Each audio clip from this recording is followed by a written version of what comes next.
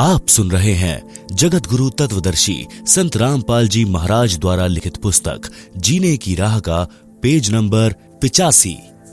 सत्संग में जाने से बड़ी आपत्ति टल जाती है।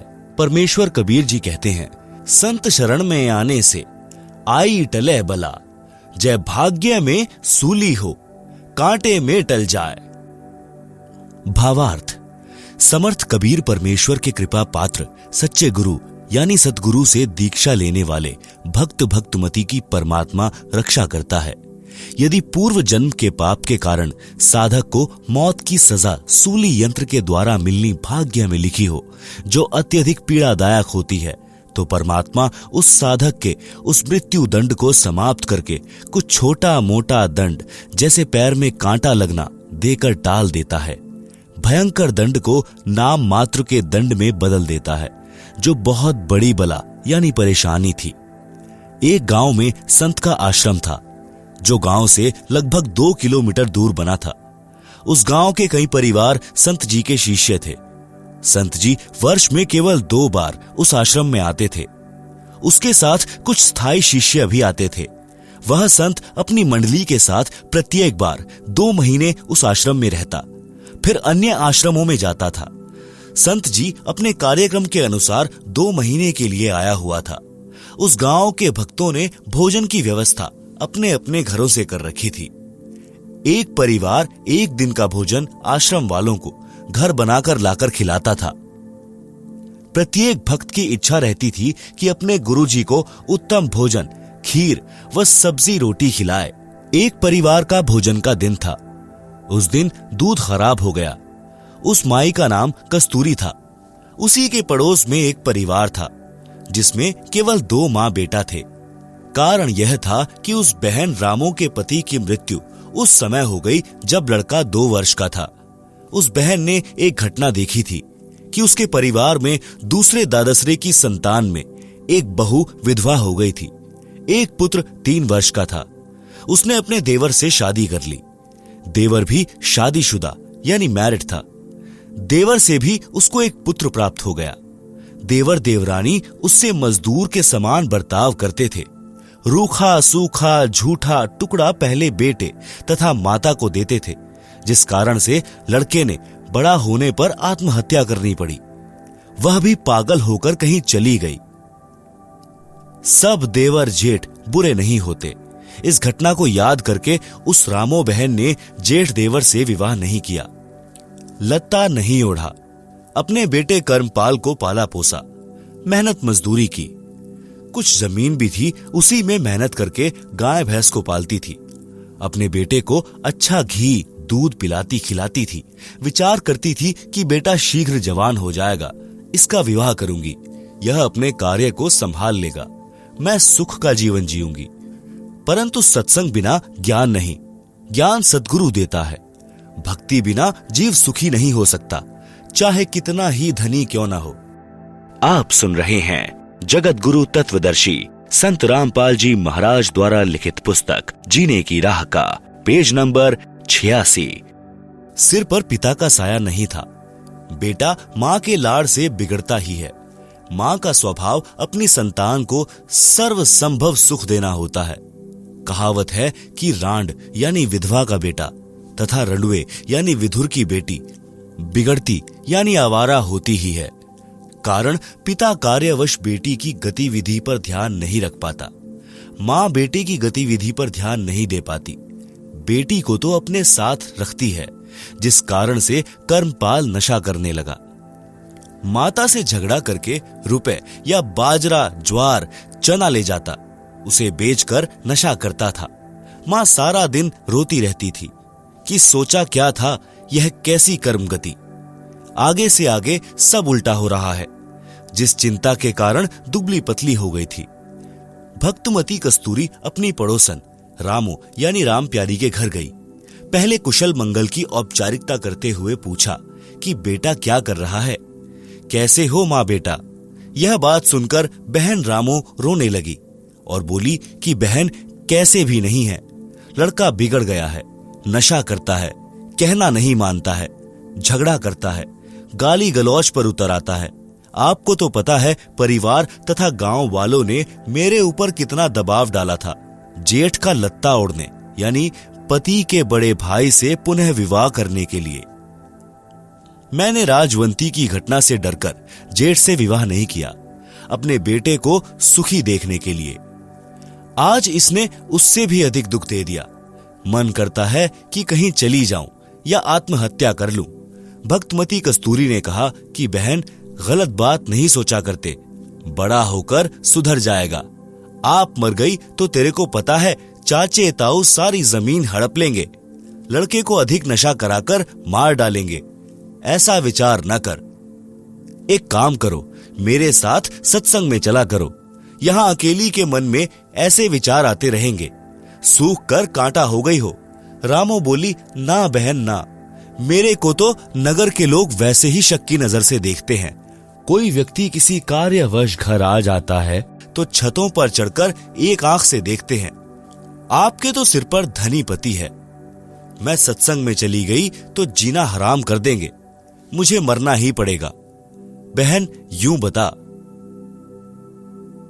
आज सुबह सुबह कैसे आना हुआ? कस्तूरी ने कहा कि बहन, आपको तो पता ही है कि हमारे गुरुजी आश्रम में ठहरे हैं। आज भोजन कराने की बारी मेरी है। बहन खीर बनानी थी, दूध खराब हो गया, कुछ दूध उधारा दे दे, कल लौटा दूंगी। यह बात सुनकर बहन रामो में करंट सा आया और दूध निकालकर बाल्टी खूंटी यानी हैंगर से लटका रखी थी, उठकर सारा का सारा दूध कस्तूरी की बाल्टी में डाल दिया। कस्तूरी ने कहा कि बहन कुछ तो रख ले। रामो बोली, बहन न जाने कौन से जन्म का पुण्य उदय हुआ है, मुझ निर्भाग का दूध पुण्य में लगेगा।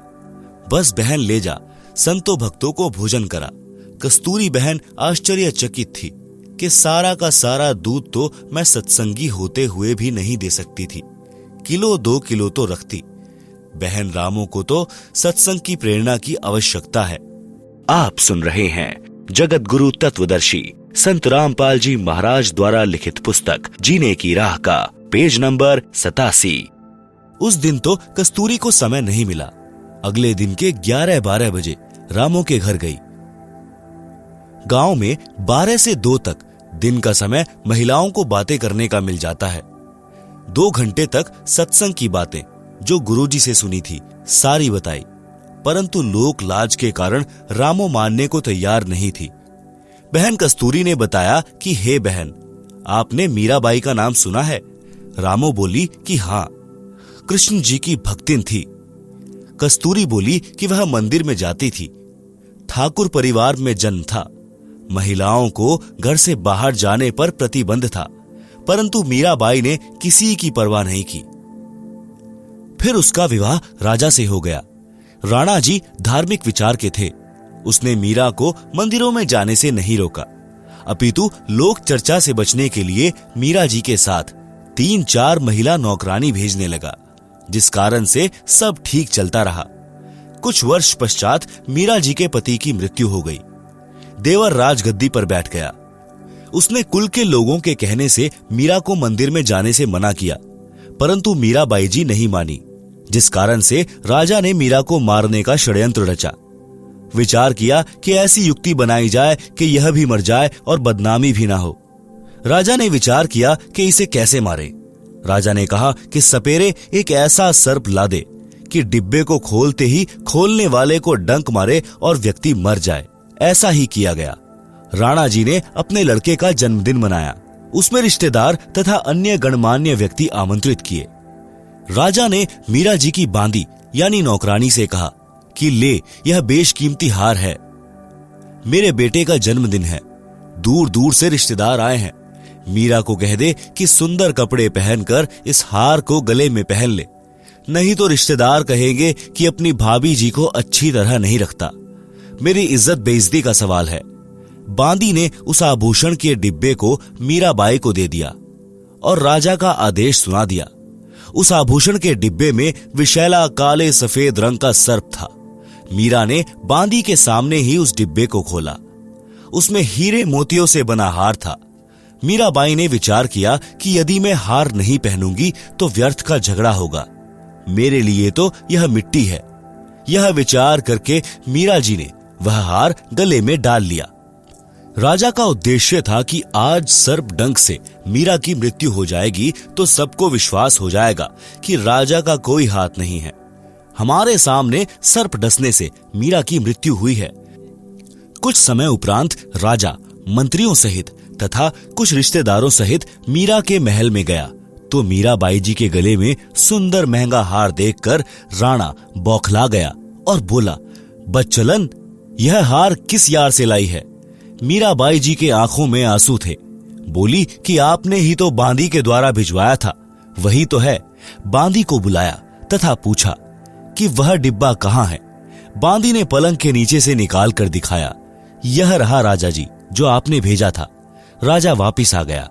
राजा ने सोचा कि अब की बार इसको विष मैं अपने सामने पिलाऊंगा, नहीं पिएगी तो सिर काट दूंगा। आप सुन रहे हैं जगत गुरु तत्वदर्शी संत रामपाल जी महाराज द्वारा लिखित पुस्तक जीने की राह का पेज नंबर 88। मीराबाई को विष से मारने की व्यर्थ कोशिश। एक सपेरे से कहा कि भयंकर विष ला दे जिसे जीभ पर रखते ही व्यक्ति मर जाए। ऐसा विष लाया गया। राजा ने मीरा से कहा कि यह विष पी ले, अन्यथा तेरी गर्दन काट दी जाएगी। मीरा ने सोचा कि गर्दन काटने में तो पीड़ा होगी, विष पी लेती हूं। मीरा ने विष का प्याला परमात्मा को याद करके पी लिया, लेकिन उन्हें कुछ नहीं हुआ। सपेरा बुलाया और उससे कहा कि यह नकली विष लाया है। सपेरे ने कहा कि वह प्याला कहाँ है। उसे प्याला दिया गया। सपेरे ने उस प्याले में दूध डालकर एक कुत्ते को वहीं पिला दिया। कुत्ता दूसरी बार जीभ भी नहीं लगा पाया था, मर गया। राजा ने देख लिया कि यह किसी तरह मरने वाली नहीं है, तब उसको मंदिर जाने से नहीं रोका। उसके साथ कई नौकरानी तथा पुरुष रक्षक भी भेजने लगा कि लोग यह नहीं कहेंगे कि आवारागर्दी में जाती है। मीरा को सतगुरु शरण मिली। जिस श्री कृष्ण जी के मंदिर में मीराबाई पूजा करने जाती थी, उसके मार्ग में एक छोटा बगीचा था। उसमें कुछ घनी छाया वाले वृक्ष भी थे। उस बगीचे में परमेश्वर कबीर जी तथा संत रविदास जी सत्संग कर रहे थे। सुबह के लगभग 10 बजे का समय था। मीरा जी ने देखा कि यहाँ परमात्मा की चर्चा या कथा चल रही है, कुछ देर सुनकर चलते हैं। परमेश्वर कबीर जी ने सत्संग में संक्षिप्त सृष्टि रचना का ज्ञान सुनाया। कहा कि श्री कृष्ण जी यानी श्री विष्णु जी से ऊपर अन्य सर्वशक्तिमान परमात्मा है। जन्म मरण समाप्त नहीं हुआ तो भक्ति करना न करना समान है। जन्म मरण तो श्री कृष्ण जी, श्री विष्णु जी का भी समाप्त नहीं है, उसके पुजारियों का कैसे होगा? जैसे हिंदू संत जन कहते हैं कि गीता का ज्ञान श्री कृष्ण अर्थात श्री विष्णु जी ने अर्जुन को बताया। गीता ज्ञान दाता गीता अध्याय 2 श्लोक 12, अध्याय 4 श्लोक 5, अध्याय 10 श्लोक 2 में स्पष्ट कर रहा है कि हे अर्जुन, तेरे और मेरे बहुत जन्म हो चुके हैं, तू नहीं जानता, मैं जानता हूं। इससे स्वसिद्ध है कि श्री कृष्ण जी का भी जन्म मरण समाप्त नहीं है, यह अविनाशी नहीं है। इसीलिए गीता अध्याय 18 श्लोक 62 में गीता बोलने वाले ने कहा है कि हे भारत, तू सर्व भाव से उस परमेश्वर की शरण में जा। उस परमेश्वर की कृपा से ही तू सनातन परम धाम को तथा परम शांति को प्राप्त होगा। परमेश्वर कबीर जी के मुख कमल से ये वचन सुनकर परमात्मा जी के लिए भटक रही आत्मा को नई रोशनी मिली। सत्संग के उपरांत मीराबाई जी ने प्रश्न किया कि हे महात्मा जी, आपकी आज्ञा हो तो शंका का समाधान करवाऊं। कबीर जी ने कहा कि प्रश्न करो बहन जी। आप सुन रहे हैं जगत गुरु तत्वदर्शी संत रामपाल जी महाराज द्वारा लिखित पुस्तक जीने की राह का पेज नंबर 89। प्रश्न, हे महात्मा जी, आज तक मैंने किसी से नहीं सुना कि श्री कृष्ण जी से ऊपर भी कोई परमात्मा है। आज आपके मुख से सुनकर मैं दोराहे पर खड़ी हो गई हूँ। मैं मानती हूँ कि संत झूठ नहीं बोलते। परमेश्वर कबीर जी ने कहा कि आपके धार्मिक अज्ञानी गुरुओं का दोष है, जिन्हें स्वयं ज्ञान नहीं कि आपके सदग्रंथ क्या ज्ञान बताते हैं। देवी पुराण के 3 स्कंद में श्री विष्णु जी स्वयं स्वीकारते हैं कि मैं यानी विष्णु, ब्रह्मा तथा शंकर नाशवान है। हमारा आविर्भाव यानी जन्म तथा तिरोभाव यानी मृत्यु होता रहता है।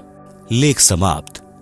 मीराबाई बोली कि हे महाराज जी, भगवान श्री कृष्ण मुझे साक्षात दर्शन देते हैं, मैं उनसे संवाद करती हूँ। कबीर जी ने कहा कि हे मीराबाई जी, आप एक काम करो, भगवान श्री कृष्ण जी से ही पूछ लेना कि आपसे ऊपर भी कोई मालिक है। वे देवता हैं, कभी झूठ नहीं बोलेंगे। मीराबाई को लगा कि वह पागल हो जाएगी यदि श्री कृष्ण जी से भी ऊपर कोई परमात्मा है तो।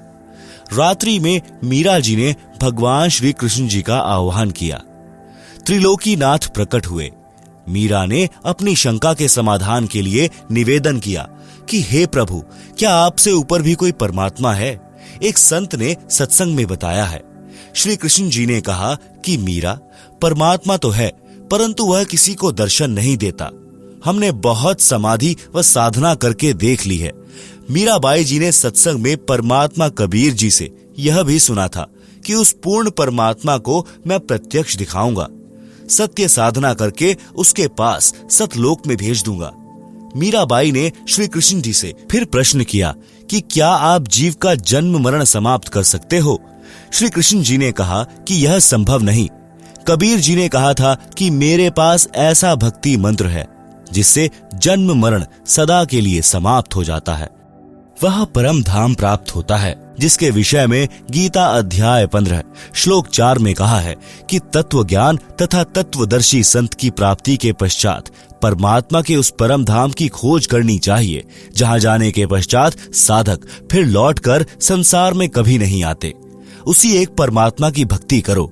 मीराबाई ने कहा कि हे भगवान श्री कृष्ण जी, संत जी कह रहे थे कि मैं जन्म मरण समाप्त कर देता हूँ, अब मैं क्या करूं?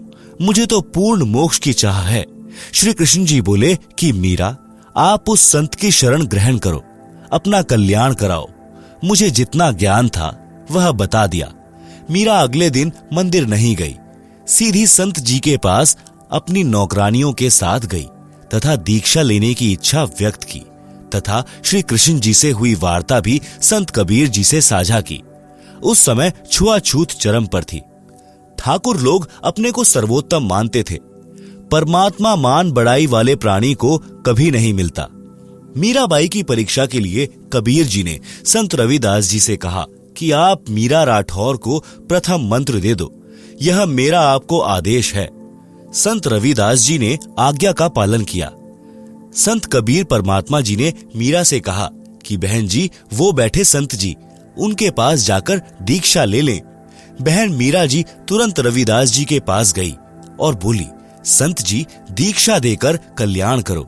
संत रविदास जी ने बताया कि बहन जी, मैं चमार जाति से हूँ, आप ठाकुरों की बेटी हो, आपके समाज के लोग आपको बुरा भला कहेंगे, जाति से बाहर कर देंगे। आप विचार कर लें। मीराबाई अधिकारी आत्मा थी, परमात्मा के लिए मर मिटने के लिए सदा तत्पर रहती थी।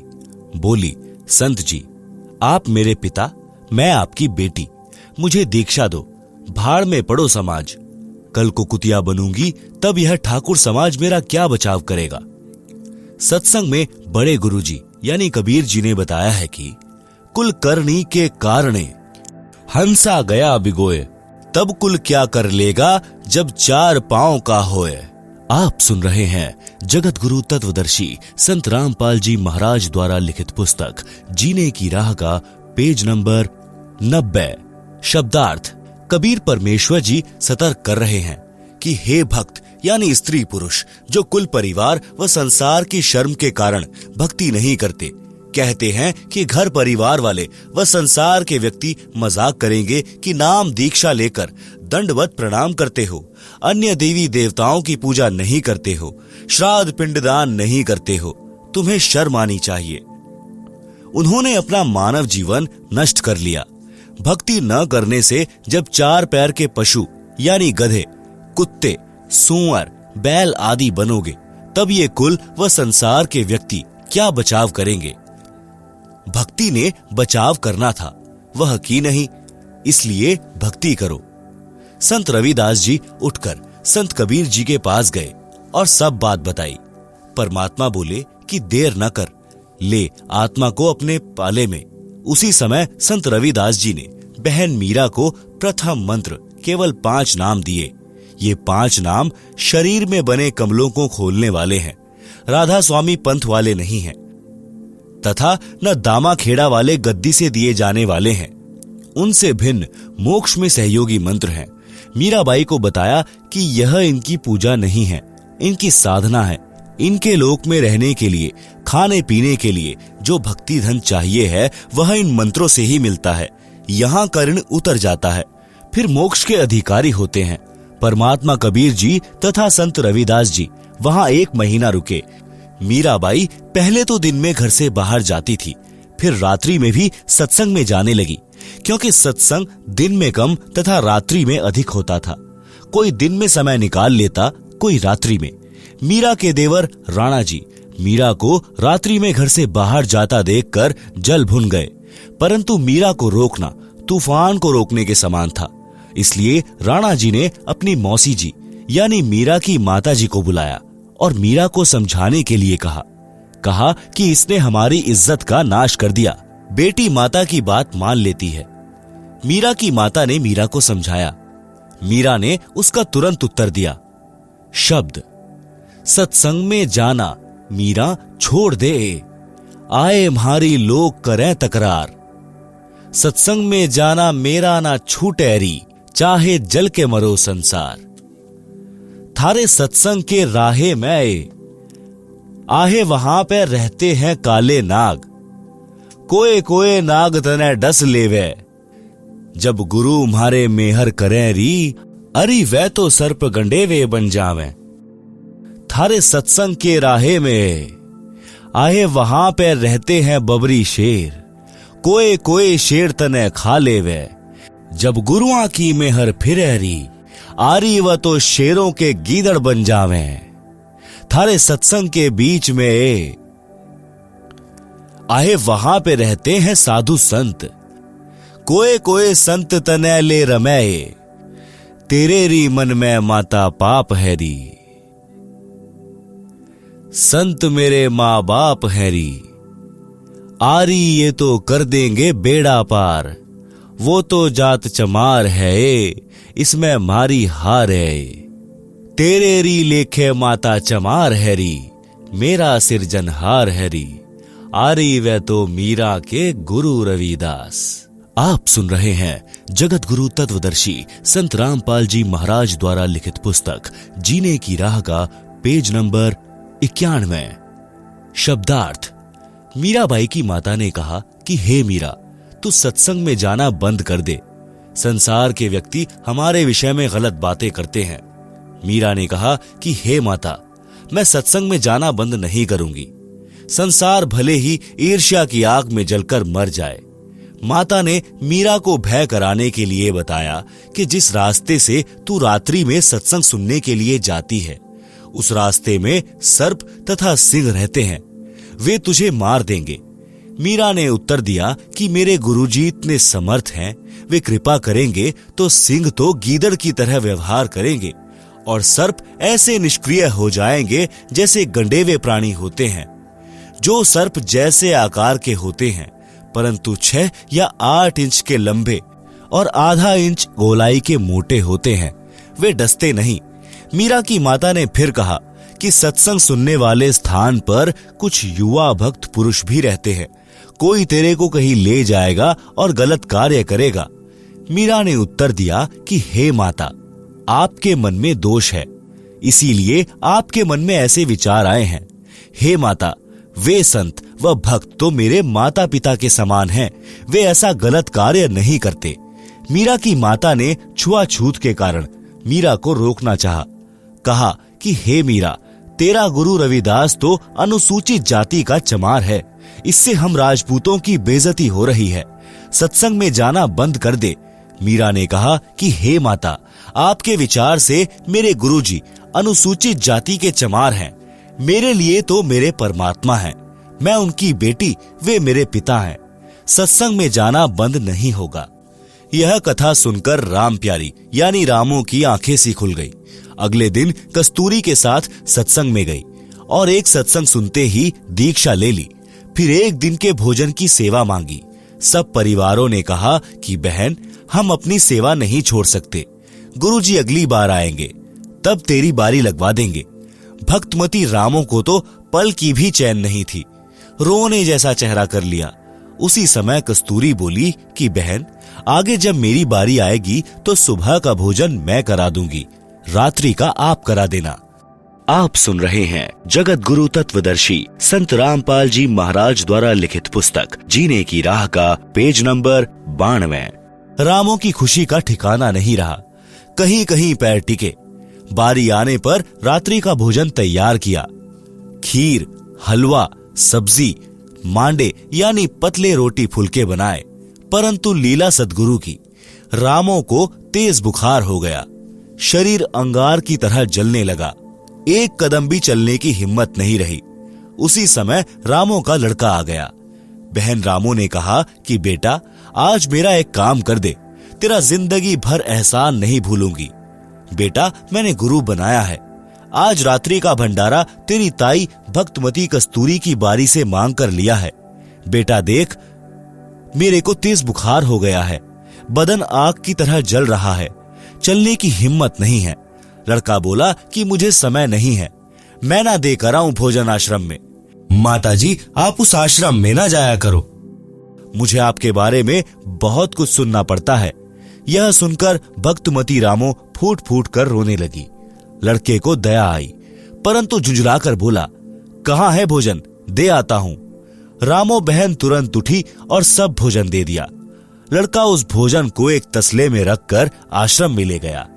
रामो गुरुजी से बार बार निवेदन करती थी कि गुरुजी, लड़का नशा करता है, घर की ठौर बिटोड़ा कर रखा है, बात नहीं मानता, उसको भी शरण में ले लो महाराज। अगले दिन लड़के को आश्रम में देखकर अन्य भक्त तथा भक्तमती कहने लगे कि गुरुजी ने सुन ली रामो दुखिया की, बेटा स्वयं भोजन लेकर आ गया। गुरुजी को पता चला तो हर्ष हुआ कि बेटी रामो बस की, सुन ली भगवान ने। लड़का बोला, महाराज जी, मेरी माता जी को ज्वर हो गया है, मैं भेजा हूं, भोजन करो। संत जी भोजन के लिए बैठ गए और सोचा, लड़का पहली बार आया है, कुछ ज्ञान सुना दूं।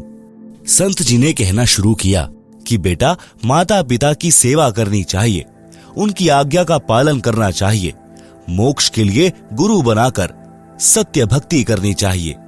नशे ने तो बड़े बड़े घर उजाड़ दिए।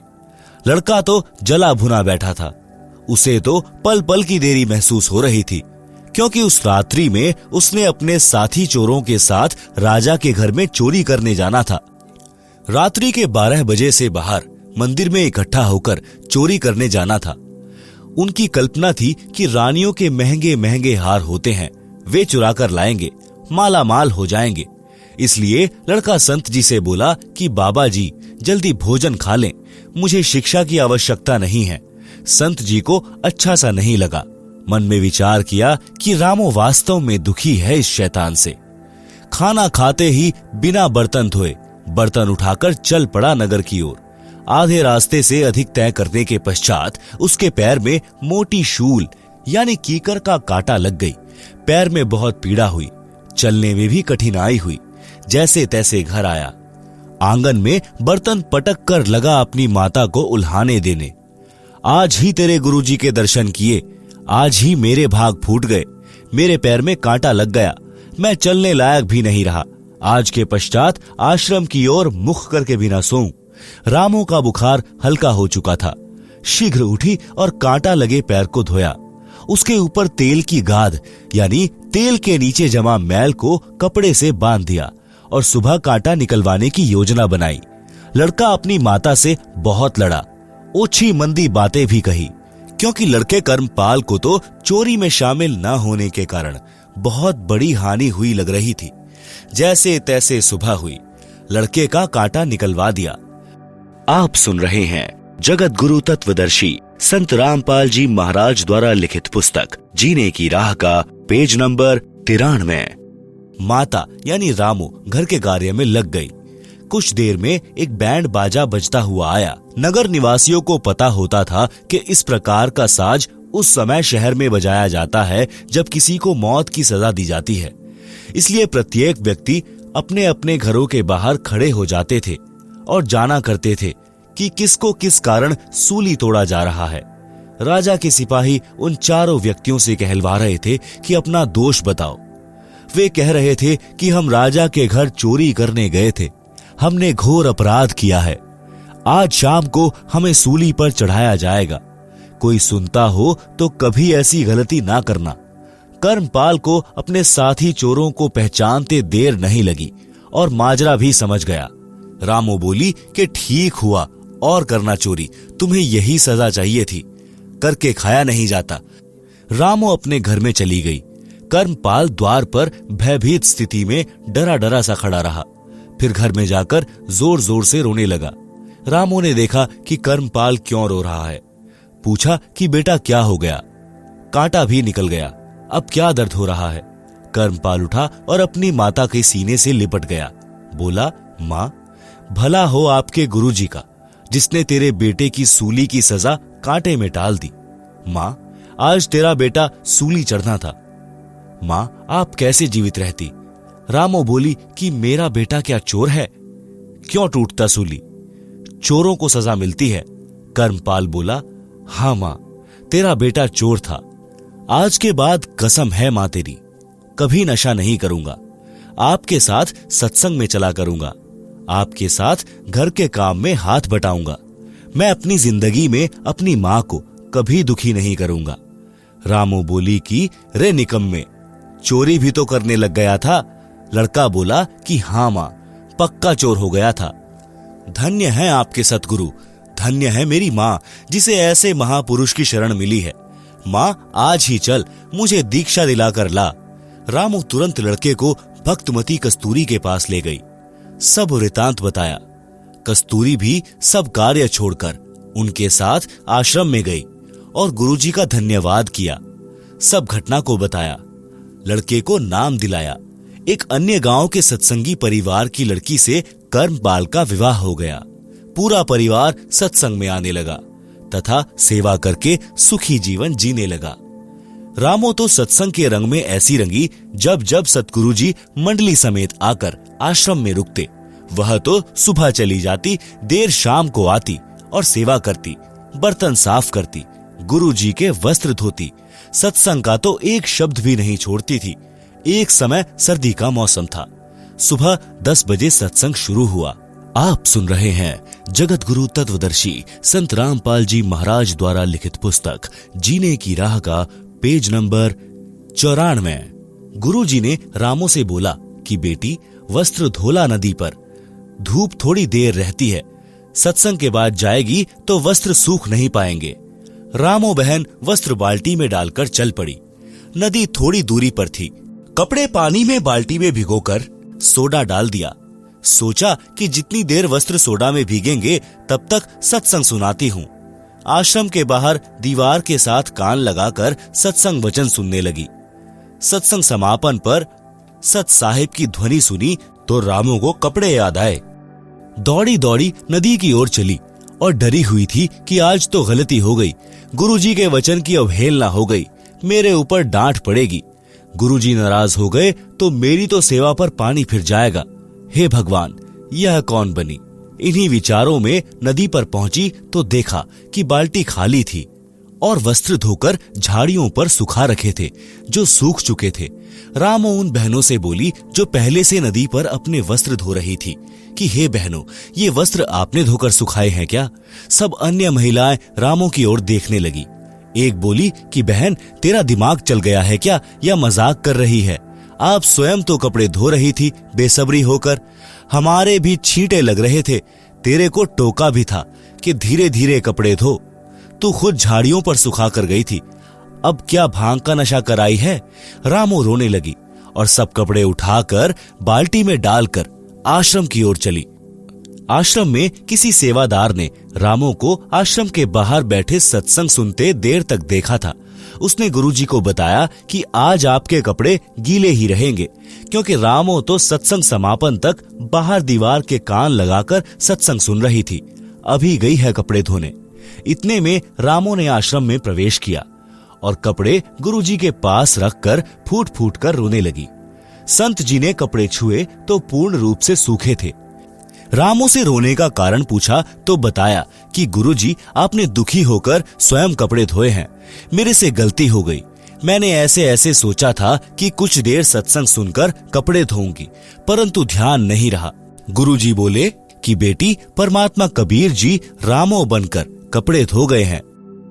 ज्यों बच्छा गऊ की नजर में यूं साई कू संत, भक्तों के पीछे फिरे भक्त वत्सल भगवंत। शब्दार्थ, जैसे गाय अपने बच्चे के ऊपर एक टक नजर रखती है कि कोई पशु पक्षी या मनुष्य मेरे बच्चे को मार न दे, इसी प्रकार परमात्मा अपने भक्त के ऊपर दृष्टि रखता है। जैसे गाय का बच्चा खेलता कूदता किसी ओर दौड़ जाता है तो गाय भी उसके पीछे पीछे उसकी सुरक्षा के लिए दौड़ती है। इसी प्रकार परमात्मा जो भक्तों का हितकारी है, अपने भक्तों के पीछे पीछे फिरता है, उनकी सुरक्षा के लिए साथ रहता है। परमात्मा ने अब्राहिम सुल्तान अधम को नरक से निकालने के लिए बांदी रूप स्त्री बनकर शरीर पर कोरड़े खाए थे। बेटी, दुखी ना हो, तेरा उद्देश्य गलत नहीं था। परमात्मा तो सच्ची लगन व भाव के भूखे हैं। रामो शांत हुई। सत्संग से रामो बस गई, मोक्ष भी मिला। आप सुन रहे हैं जगत गुरु तत्वदर्शी संत रामपाल जी महाराज द्वारा लिखित पुस्तक जीने की राह का पेज नंबर 95। कबीर सतगुरु शरण में आने से आई टले बला, जय भाग्य में सूली लिखी हो कांटे में टल जाए। भावार्थ, समर्थ कबीर परमेश्वर के कृपा पात्र सच्चे गुरु यानी सतगुरु से दीक्षा लेने वाले भक्त व भक्तमती की परमात्मा रक्षा करता है। यदि पूर्व जन्म के पाप के कारण साधक को मौत की सजा सूली यंत्र के द्वारा मिलनी भाग्य में लिखी हो, जो अत्यधिक पीड़ादायक होती है, तो परमात्मा उस साधक के उस मृत्यु दंड को समाप्त करके कुछ छोटा मोटा दंड जैसे पैर में कांटा लगना देकर टाल देता है। भयंकर दंड को नाम मात्र के दंड में बदल देता है, जो बहुत बड़ी बला यानी परेशानी थी। चोर कभी धनी नहीं होता। कबीर परमेश्वर जी अपने विधानानुसार एक नगर के बाहर जंगल में आश्रम बनाकर रहते थे। कुछ दिन आश्रम में रहते थे, सत्संग करते थे, फिर भ्रमण के लिए निकल जाते थे। उनका एक जाट किसान शिष्य था, जो कुछ ही महीनों से शिष्य बना था। किसान निर्धन था। उसके पास एक बैल था। उसी से किसी अन्य किसान के साथ मेल जोल करके खेती करता था। 2 दिन अन्य का बैल स्वयं लेकर दोनों बैलों से हल चलाता था। फिर 2 दिन दूसरा किसान उसका बैल लेकर अपने बैल के साथ जोड़कर हल जोतता था। किसान अपने कच्चे मकान के आंगन में बैल को बांधता था। एक रात्रि में चोर ने उस किसान के बैल को चुरा लिया। किसान ने देखा कि बैल चोरी हो गया तो सुबह वह आश्रम में गया। गुरुदेव जी से अपना दुख साझा किया। गुरुदेव जी ने कहा कि बेटा, विश्वास रख परमात्मा पर, दान धर्म भक्ति करता रहे। आपको परमात्मा 2 बैल देगा। जो चुरा कर ले गया है वह पाप का भागी बना है। परमेश्वर की कृपा से बारिश अच्छी हुई। किसान भक्त की फसल चौगुनी हुई। भक्त किसान ने 2 बैल मोल लिए और उनको अच्छी खुराक खिलाई। बैल खागड़ो यानी सांडो जैसे ताकतवर हो गए। गांव में उसके बैलों की चर्चा होती थी। 1 वर्ष पश्चात वही चोर उसी क्षेत्र में चोरी करने आया। कहीं दाव नहीं लगा। उसने विचार किया कि जिसका बैल चुराया था उसके घर देखता हूं, हो सकता है कोई बैल ले आया हो। देखा तो 2 बैल खागड़ों जैसे बंधे थे। चोर ने दोनों चुरा लिए। किसान जागा तो बैल चोरी हो चुके थे। गुरुजी से बताया तो गुरुजी ने कहा कि बेटा, तेरे घर 4 बैल देगा भगवान। चोर कभी सेठ नहीं हो सकता। पाप पाप इकट्ठे करता है। रजा परमात्मा की, आशीर्वाद गुरुदेव का। बारिश ने किसानों की मौज कर दी। भक्त किसान के पास जमीन पर्याप्त थी, परंतु बारिश के अभाव से खेती थोड़े क्षेत्र में करता था। बारिश अच्छी हो गई। 2 बैल मोल लिए, 2 कर्जे पर लिए। खेती अधिक जमीन में की। 1 नौकर हाली रखा। 1 वर्ष में सब कर्ज भी उतर गया। बैल 4 हो गए। खागड़ों जैसे मोटे मोटे तगड़े तगड़े। मकान भी पक्का बना लिया। चोर 2 वर्ष के पश्चात उधर गया और पहले उसी किसान की स्थिति देखने गया। चोर ने देखा कि 4 बैल सांडों जैसे बैठे थे और चोर के पास 2 दिन का आटा शेष था।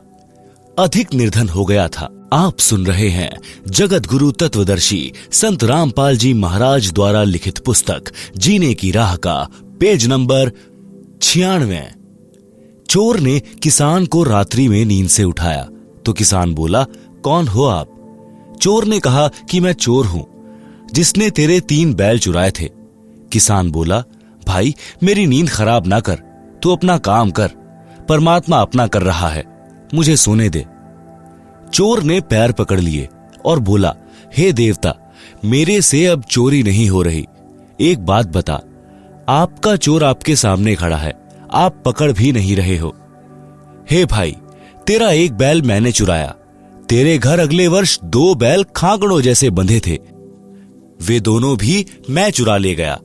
आज 2 वर्ष पश्चात आपके आंगन में 4 बैल खांकड़ों जैसे बंधे हैं। मेरा सर्वनाश हो चुका है, बालक भी भूखे रहते हैं। मुझे मार चाहे छोड़, मुझे तेरे विकास का राज बता। मैं भी जाट किसान हूं, जमीन भी है, निर्धनता बेअंत है। भक्त किसान ने उसको कहा कि आप स्नान करो, खाना खाओ। चोर ने वैसा ही किया। फिर भक्त उस चोर को आश्रम में लेकर गया। गुरुदेव से सब घटना बताई। गुरुदेव ने चोर को समझाया। 7-8 दिन भक्त किसान ने अपने घर पर रखा और प्रतिदिन गुरु जी से मिलाकर सत्संग सुनाया। चोर ने दीक्षा ली। गुरु जी ने कहा कि भक्त बेटा, नए भक्त को 1 बैल दे दे उधारा, खेती करेगा तेरे पैसे लौटा देगा। भक्त ने कहा, गुरु जी ठीक है। भक्त किसान ने नए भक्त को 1 बैल दे दिया। नया भक्त प्रति महीना सत्संग में आता था। पूरे परिवार को नाम यानी दीक्षा दिला दिया। 2 वर्ष में वित्तीय स्थिति अच्छी हो गई। 1 बैल तथा 3 पहले वाले यानी चोरी वाले बैलों के रुपए लेकर चोर भक्त उस किसान भक्त के घर आया। उसके बच्चे भी साथ थे। किसान भक्त से उस चोर भक्त ने सब पैसे देकर कहा कि मुझे क्षमा करना, आपका उपकार मेरी 7 पीढ़ी भी नहीं उतार पाएगी। पुराना भक्त बोला कि हे भाई, यह सब गुरुदेव जी की कृपा है, उनका वचन फला है। आप यह सब रुपए गुरु जी को दान रूप में दो। मेरे को तो उन्होंने पहले ही कई गुना बैलों की पूंजी दे दी थी, मेरे काम की नहीं। दोनों भक्त गुरु जी के पास गए और सर्वदान राशि चरणों में रख दी। गुरु जी ने भोजन भंडारा यानी लंगर में लगा दी। सत्संग किया। इस प्रकार चोरी का धन मोरी में जाता है। भक्त सदा फलता फूलता है। संस्कार छूत के रोग की तरह फैलते हैं। अच्छे तथा बुरे संस्कार संक्रमण रोग की तरह फैलते हैं। जैसे भक्त के हाथ से बोए गए बीज में भी भक्ति संस्कार प्रवेश होते हैं। जो उस अन्न को खाता है उसमें भी भक्ति की प्रेरणा होती है। यदि कोई नशा करने वाला तथा किसी प्रकार के अन्य विचारों को मन में मंथन करता हुआ हाली बीज बोता है तो उस बीज में भी उसके विचार प्रवेश होते हैं जो उस अन्न को खाने वाले को प्रभावित करते हैं। उदाहरण, एक बहन ने गुरु दीक्षा ले रखी थी। उसके घर पर गुरुजी आए तथा साथ में एक शिष्य भी था। उस बहन की बहन भी किसी कार्यवश उसी दिन आ गई। आप सुन रहे हैं जगत गुरु तत्वदर्शी संत रामपाल जी महाराज द्वारा लिखित पुस्तक जीने की राह का पेज नंबर 97। उसका दामाद मृत्यु को प्राप्त हो गया था। लड़की के छोटे छोटे बच्चे थे। वह बहुत चिंतित थी। रह रहकर विचार उठ रहे थे कि बेटी का निर्वाह कैसे होगा। बेटी तो उजड़ गई। देवर जेठ किसी के नहीं होते। बच्चों को कौन पालेगा? हे भगवान, यह क्या बनी? कौन से जन्म का पाप आड़े आ गया? उपदेशी बहन भोजन बनाने लगी तो उसकी बहन उसकी सहायता करने लगी। अधिक भोजन उस बहन ने बनाया जिसका दामाद मर गया था। संत भक्त खाना खाकर सो गए। सुबह भक्त ने गुरुदेव जी से कहा कि हे गुरुदेव, आज रात्रि में निद्रा के दौरान मन बहुत दुखी रहा, जैसे मेरा दामाद मर गया। बेटी के छोटे छोटे बच्चे हैं, उनकी बेहद चिंता सताती रही। इनका क्या होगा, कैसे निर्वाह होगा? गुरुजी ने अपनी शिष्या से पूछा कि बेटी, रात्रि का भोजन किसने बनाया था? उसने उत्तर दिया कि मेरी छोटी बहन आई है, उसने बनाया था। संत ने पूछा कि उसको कोई कष्ट है क्या? शिष्या ने उत्तर दिया कि गुरुदेव, कष्ट तो बहुत ज्यादा है। लड़की के छोटे छोटे बच्चे हैं, दामाद की मृत्यु हो गई है। सारा दिन मेरी बहन इसी चिंता में रहती है। दिन में कई कई बार यह कहती रहती है कि बेटी का क्या होगा, कैसे बच्चों का पालन करेगी। गुरुजी ने शिष्य को बताया कि उस बेटी के विचार भोजन में प्रविष्ट हुए और खाने वाले को प्रभावित किया। मेरे को भी यही परेशानी सारी रात रही थी। इसी प्रकार यदि भक्ति, नाम स्मरण या आरती या संतों की वाणी का मनन करते करते भोजन बनाया जाए तो खाने वाले में वे सुसंस्कार, अच्छी प्रेरणा करते हैं। भक्ति की रुचि बढ़ती है। कोई हाली गाने रागनी गाता हुआ बीज बोता है या खाना बनाने वाली गाने या रागनी गाते हुए भोजन बनाती है तो उस अन्न में वे संस्कार प्रवेश हो जाते हैं। उसे खाने वाले का स्वभाव भी उसी प्रकार बकवाद करने को प्रेरित होता है, जिसका परिणाम वर्तमान 1997 के आसपास में दिखाई दे रहा है। अच्छाई में कम, बुराई में अधिक संख्या में मानव लगा है। यदि संतों की वाणी, पाठ, आरती, स्मरण करने वालों की संख्या अधिक हो जाएगी तो वातावरण भक्तिमय हो जाएगा। प्रत्येक व्यक्ति के मन में भक्त जैसे भाव उपजेंगे। उस वातावरण को बनाने के लिए घर घर में आरती, रामायणी तथा नित्य नियम चलना चाहिए। गुरु से दीक्षा लेकर नाम का स्मरण करना चाहिए, जिससे वातावरण में भक्ति के विचारों के तत्व अधिक भर जाएंगे तथा बुरे संस्कारों वाले विचार ऊपर उठ जाएंगे। भक्ति संस्कार ऑक्सीजन जानो तथा बुरे विचार कार्बन डाइऑक्साइड समझें। ऑक्सीजन रूपी भक्ति संस्कार के सिलेंडर खोलने पड़ेंगे, यानी सदग्रंथ साहिब के पाठ पर पाठ करने पड़ेंगे तथा तीनों समय की संध्या यानी नित्य कर्म करने होंगे, स्मरण करना होगा। भक्ति करने वालों की संख्या बढ़ेगी तो भक्ति के विचार भी पृथ्वी पर अधिक फैलेंगे, जिनसे प्रत्येक के मन में शांति का आभास होगा। सत्संग करने किसी के घर जाते थे तो पहले दिन तो हमारा भी मन अशांत सा हो जाता था। फिर प्रत्येक भक्त अपनी अपनी रामायणी, सुबह के नित्य नियम, शाम की आरती तथा स्मरण करते। फिर सत्संग सुनाता, तब उस घर से बुरे विचार यानी कुसंस्कार निकल जाते।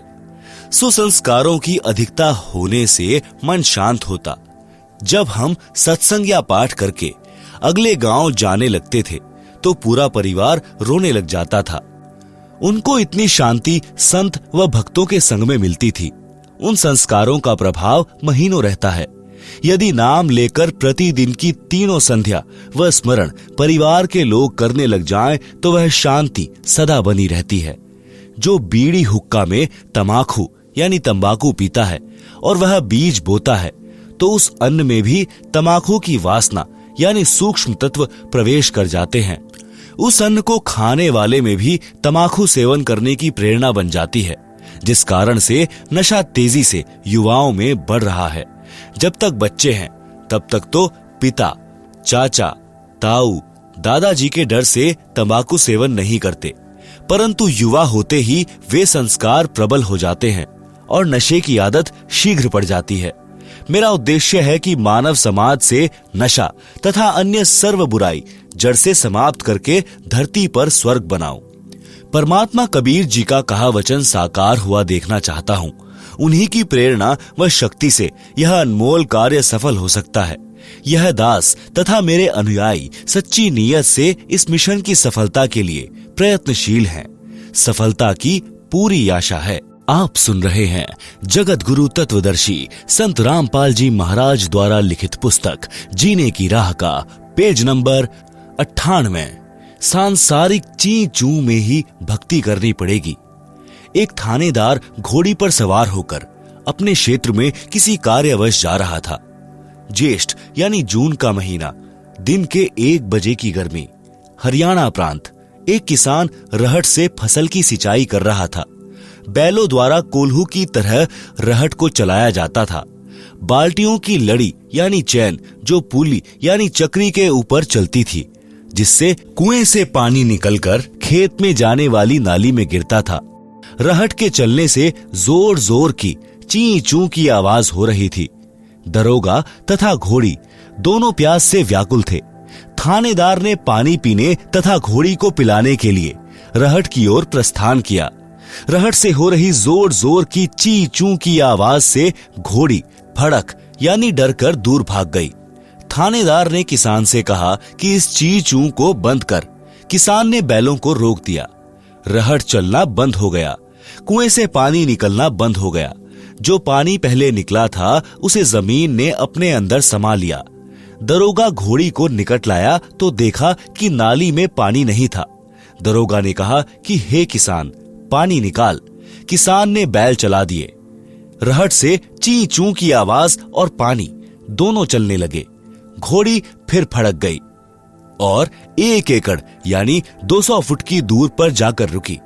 दरोगा ऊपर बैठा था। दरोगा ने फिर कहा कि किसान, शोर बंद कर। किसान ने बैल रोक दिए। पानी नाली से जमीन में जाते ही समाप्त था। घोड़ी को निकट लाया। पानी नहीं मिला तो फिर पानी निकालने का आदेश दिया। रहट चलते ही घोड़ी दौड़ गई। किसान ने कहा कि दरोगा जी, इस रहट की ची चू में ही पानी पीना पड़ेगा, नहीं तो दोनों मरोगे। दरोगा घोड़ी से उतरा। लगाम पकड़कर धीरे धीरे घोड़ी को निकट लाया। चलते रहट में ही दोनों ने पानी पिया और जीवन रक्षा की। इसलिए सांसारिक कार्यों को करते करते ही भक्ति, दान, धर्म स्मरण करना पड़ेगा। अवश्य कीजिए। आप सुन रहे हैं जगत गुरु तत्वदर्शी संत रामपाल जी महाराज द्वारा लिखित पुस्तक जीने की राह का पेज नंबर 99। अब भक्ति से क्या होगा? आयु तो थोड़ी सी शेष है।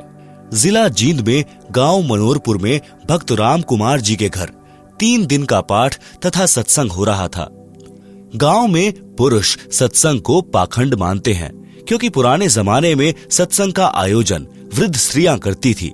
रात्रि में सत्संग करती थी। दिन में पुत्र वधू को, भाई भतीजों को गालियों से कोसती यानी बद्दुआ देती थी। कोई कोई तो दूसरे के बिटोड़े से गोसे यानी उपले तक चुरा लेती थी। कभी पकड़ी जाती थी तो बदनामी होती थी। इसी तरह की घटनाओं से सत्संग नाम से लोगों को एलर्जी थी। भक्त राम कुमार जी के पूरे परिवार ने दीक्षा ले रखी थी। उनको पता था कि यह सत्संग भिन्न है। जब राम कुमार जी के पिताजी को पता चला कि हमारे घर में बड़ा बेटा सत्संग करा रहा है, तो बहुत बेइज्जती मानी और सोचा कि गांव क्या कहेगा। इसलिए वह वृद्ध 3 दिन तक अपने बड़े बेटे के घर पर नहीं आया। छोटे बेटे के घर चौबारे में रहा। दिन में खेतों में चला जाए, रात्रि में चौबारे में हुक्का पीवे और दुख मनावे कि ये कैसे दिन देख रहा हूं। रात्रि में दास यानी लेखक ने सत्संग किया। लाउड स्पीकर लगा रखा था। राम कुमार के लड़के को पता था कि दादाजी ऊपर चौबारे में हैं। उसने एक स्पीकर का मुख दादाजी के चौबारे की ओर कर दिया। सत्संग का वचन सुनना वृद्ध की मजबूरी बन गई। 2 दिन सत्संग सुनकर वृद्ध तीसरे दिन पाठ के भोग पर राजकुमार जी के घर आ गया। राजकुमार जी की पत्नी ने बताया कि मैंने सोचा था कि बूढ़ा बात बिगाड़ने आया है, महाराज जी को गलत बोलेगा।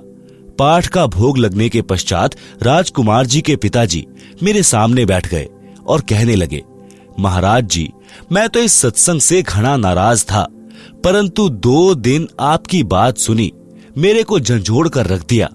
मैंने तो मनुष्य जीवन का पूरा ही नाश कर दिया। मैंने 8 एकड़ जमीन और मोल ली।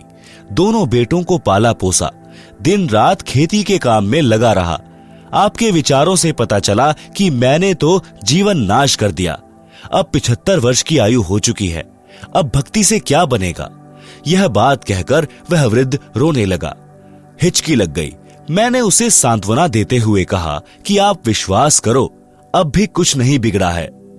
एक उदाहरण तो गुरु जी से इस दास यानी रामपाल दास ने सुना था। बताया कि जैसे कुएं में बाल्टी छूट गई हो और उसकी नेजू यानी रस्सी जो बाल्टी से बांधी जाती है, जिससे बाल्टी द्वारा कुएं से पानी निकाला जाता है। पुराने समय में कुएं लगभग 100-150 फुट गहरे होते थे। भी कुएं में जा रही हो, यदि दौड़कर नेज़ू को पकड़ने की कोशिश करने से नेज़ू की पूंछ यानी अंतिम सिरा भी हाथ में आ जाए तो कुछ भी नहीं गया। बाल्टी भी मिल गई और पानी भी प्राप्त हो गया। यदि यह विचार करें कि बाल्टी तो गई, जाने दे तो मूर्खता है। इसी प्रकार आपकी आयु रूपी नेज़ू की पुछड़ी यानी एंड बची है। अब दीक्षा लेकर सर्व नशा त्याग कर मर्यादा में रहकर साधना करो, मोक्ष हो जाएगा। उसी समय उस भक्त आत्मा ने दीक्षा ली और पूरी लगन के साथ भक्ति की। वह 85 वर्ष की आयु में शरीर त्याग कर गया, जीवन सफल किया। वह हुक्का पीता था, उसी दिन त्याग दिया और आजीवन हाथ भी नहीं लगाया। रामकुमार के छोटे भाई के परिवार ने भी नाम लिया। वृद्ध भक्त उनको स्वयं लेकर सत्संग आता था, भक्ति करने को कहता था। गांव मनोहरपुर के लोग आश्चर्यचकित थे कि इतना हुक्का पीने वाले ने कैसे हुक्का छोड़ दिया। हुक्का पीने वालों के पास भी नहीं बैठता। एक है चोट सिधारिया जिन मिलंदा चाहा। आप सुन रहे हैं जगत गुरु तत्वदर्शी संत रामपाल जी महाराज द्वारा लिखित पुस्तक जीने की राह का पेज नंबर 100। हरियाणवी कहावत है कि घाम का और ज्ञान का चमका सा लाग्या करे। शब्दार्थ भावार्थ है कि भादुआ के महीने में धूप यानी घाम का जोर अधिक होता है। खेत में काम करने वालों को घाम मार जाता है। घाम मारना यानी धूप से शरीर में हानि होना, जिस कारण से शरीर में गर्मी बढ़ जाती है, ज्वर हो जाता है। इसको कहते हैं घाम मार गया। वह व्यक्ति वैद्य को कहता था कि मुझे तो पता भी नहीं चला कब घाम मार गया। वैद्य कहता था कि घाम का तो चकमा सा लगता है, यानी अचानक प्रभाव पड़ जाता है। इसी प्रकार जिनको ज्ञान का प्रभाव होना हो तो 1-2 बिंदु पर ही ज्ञान हो जाता है, भक्ति पर लग जाता है। चौधरी जीता जाट को ज्ञान हुआ। गांव खेखड़ा, जिला बागपत, उत्तर प्रदेश में लगभग 275 वर्ष पूर्व एक जीता राम जाट था। 900 बीघा जमीन थी। गांव का नंबरदार था, सबसे धनी तथा पंचायती आदमी था। सत्य का पक्ष लेता था, झूठ को महत्व नहीं देता था। उसी गांव खेखड़ा में एक संत घीसादास जी उस समय में सत्संग किया करते थे। वे चमार जाति से थे। उस समय छुआछूत चरम पर थी। संत घीसादास जी को परमेश्वर कबीर जी लगभग 7-8 वर्ष की आयु में जंगल में मिले थे। उनको यथार्थ ज्ञान तथा दीक्षा देकर अंतर्ध्यान हो गए थे। बड़े होकर संत श्री घीसादास जी सत्संग करने लगे। आसपास के व्यक्ति सत्संग सुनकर दीक्षा लेकर संकट मुक्त होने लगे। दिन में अपने निर्वाह के लिए कार्य करते तथा रात्रि में सत्संग सुनते थे। महीने में 2 दिन सत्संग करते थे। रात्रि के सत्संग में स्त्रियां पुरुष दोनों जाते थे। गांव में चर्चा चलने लगी कि रात्रि में स्त्रियों का जाना उचित नहीं है, कुछ भी अप्रिय घटना हो सकती है, इसलिए सत्संग को बंद करा दिया जाए। गांव खेखड़ा की पंचायत हुई। पंचायत में सत्संग बंद कराने का निर्णय लिया गया और यह संदेश स्वयं पंचायत का प्रमुख चौधरी जीताराम जी को कहा गया। चौधरी जीताराम जी संत घीसाराम जी के घर गए। उस दिन सत्संग चल रहा था। आप सुन रहे हैं जगत गुरु तत्वदर्शी संत रामपाल जी महाराज द्वारा लिखित पुस्तक जीने की राह का पेज नंबर 101। गांव की पंचायत के फैसले की चर्चा पूरे गांव में हो चुकी थी। जब चौधरी जीताराम जी पहुंचे तो सत्संग श्रोताओं को लगा कि चौधरी साहब जाट दिमाग के हैं, संत जी से झगड़ा करेंगे। जीताराम जी घर से लाठी लेकर चले थे, जो रास्ते में एक वृक्ष के साथ खड़ी करके आगे चले। विचार आया कि भक्त कोई झगड़ा थोड़े ही करते हैं, अच्छी सभा में लाठी लेकर जाना पंचायती को शोभा नहीं देता। सत्संग चल रहा था। चौधरी साहब ने विचार किया कि कुछ इसकी बात सुनता हूं, फिर कह सुन लूंगा। सत्संग में वही ज्ञान बताया गया जो आप जी हरलाल जी के प्रकरण में पढ़ाए हैं। चौधरी साहब तो भावुक हो गए। आंखों से आंसुओं की धारा बह चली। उठकर संत घीसा जी के चरणों में सिर रख दिया और कहा कि हे गुरुदेव, मुझ अपराधी को मार चाहे छोड़, गलती बहुत बड़ी कर दी है। मैं तुच्छ जीव सत्संग बंद करने का आदेश लेकर आया हूं। क्षमा करो प्रभु, आप दिल खोलकर सत्संग करो, कोई नहीं रोकेगा। संत घीसा जी ने कहा कि चौधरी साहब, जो काम करने आए थे वह कीजिए। जीता जाट फिर रोने लगा और बोला, क्षमा करो, मुझे दीक्षा दो। चौधरी जीताराम जाट जी भक्त बन गए। स्वयं भी रात्रि में सत्संग सुनने लगा। गांव खेखड़ा के घर घर में चौधरी साहब जीताराम जी की संत घीसाराम जी की शरण में जाने की निंदा होने लगी। कहने लगे, संत घीसाराम सेवड़ा है, जादू जंत्र जानता है, गांव के चौधरी पर तांत्रिक क्रिया करके अपने वश कर लिया है, सम्मोहन जंत्र मंत्र जानता है। चौधरी जीताराम जी के घर वाले, लड़के तथा भाई, चाचा ताऊ सब जीताराम जाट तथा घीसाराम संत के विरोधी हो गए। गांव वाले चौधरी जीताराम से कहने लगे कि चौधरी साहब, बुढ़ापे यानी वृद्धावस्था में आप भी बिगड़ गए। चौधरी जीताराम जी को आध्यात्मिक धाम मार गया था, यानी ज्ञान का प्रबल प्रभाव हो गया था। वह कहते थे कि हे गांव वालों, मेरे तो भाग्य जाग गए जो मैं भक्त बन गया और आपकी नजर में बिगड़ गया। भगवान करे मेरे की ढब यानी तरह तुम सारे बिगड़ जाओ, बिना बिगड़े काम नहीं चलेगा। कुछ दिनों के पश्चात गांव की पंचायत हुई और संत घीसा दास जी तथा भक्त जीताराम जी को गांव छोड़ने का फरमान सुना दिया। दोनों गुरु शिष्य तुरंत गांव छोड़कर दूर स्थान पर एक गांव में सत्संग करके जनता को समझाने लगे। बहुत से व्यक्ति अनुयायी हो गए। संतों के चले जाने के पश्चात गांव खेखड़ा में अकाल मृत्यु होने लगी। पंचायतियों के घरों में परमात्मा का प्रकोप प्रारंभ हो गया। किसी के चारे में आग लगे, किसी के पशु मरने लगे, किसी के परिवार में प्रेत बोलने लगे, किसी की बेटी विधवा हो गई, किसी को अधरंग की शिकायत।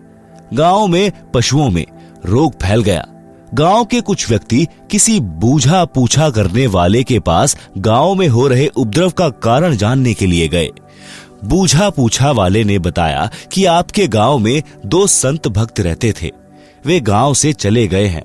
वे वापिस आएंगे तो गांव बसेगा, अन्यथा उजड़ जाएगा। उन व्यक्तियों ने गांव में आकर पंचायत करके सब बात बताई। गांव के गणमान्य व्यक्ति संत भक्त को वापस लाने के लिए उस गांव में गए। भक्त जीता दास ने गुरुजी घीसा दास जी से कहा कि लगता है गुरुदेव, यहां से भी निकलवाने गांव वाले आ गए हैं, देखो वे आ रहे हैं। संत घीसा दास जी बोले, रख लो चद्दर कंधे पर, चलते बनेंगे।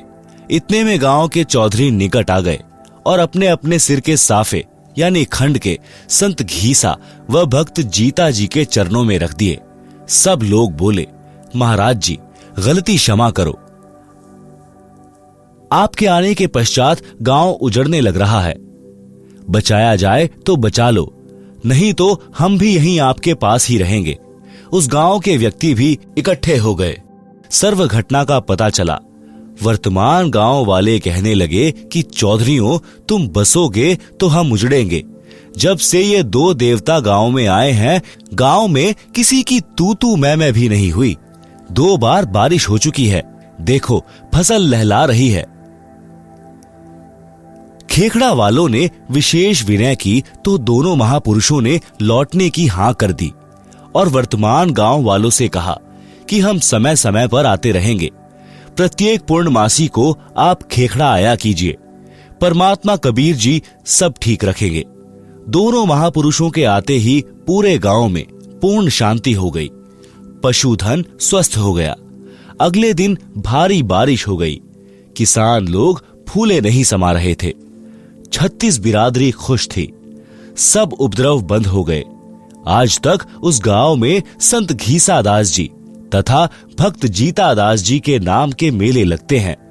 संत गरीब दास जी ने कहा है कि जिस मंडल साधु नहीं, नदी नहीं गुंजार, तज हंसा वह देशड़ा, जम की मोटी मार, की मोटी मार, की मोटी मार, की मोटी मार, की मोटी मार, की मोटी मार, की मोटी मार, की मोटी मार, की मोटी मार, की मोटी मार, की मोटी मार, की मोटी मार, की मोटी मार, की